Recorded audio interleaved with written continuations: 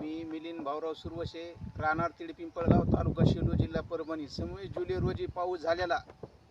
ही अशी आमची नुकसान झाली.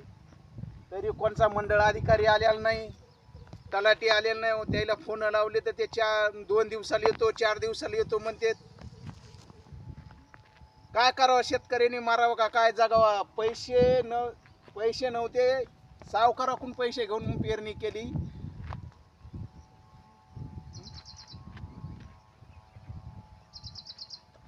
तर बघा मित्रांनो, हे या शेतकऱ्याचं शेत आहे. ह्या शेतामध्ये 26 जुलैला जो पाऊस झाला, काय करावं, शेतकऱ्यांनी मारावा का जगावा हेच कळे ना. बघा बघा करावा. पहा या शेतकऱ्याच्या व्यथा.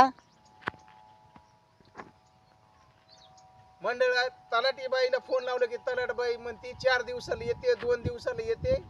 26 जुलै रोजी पाऊस झालेला. पहा ही आमची नुकसान कशी खूप झाली. नुकसानी शेतकऱ्याला कोणी वालीदार आहे का नाही रे? बाबा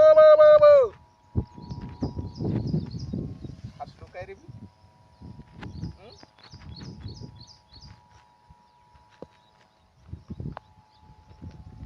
पायाची नस कुठली तर ऑपरेशन केलं नाही. बिया भरणात रान खाली राहील म्हणून. सुलतानी संकट आणि आसमानी संकट. रोज 12-11 वाजता आम्ही शेतात बसायचो धारणा रोईसाठी. हाय का कोणी शेतकऱ्याला वाली? हे हाय आईचा चीन ह्या पावसाच्या. हे काय करावं, शेतकऱ्यांनी मारावं का लढावं हेच कळय नाही.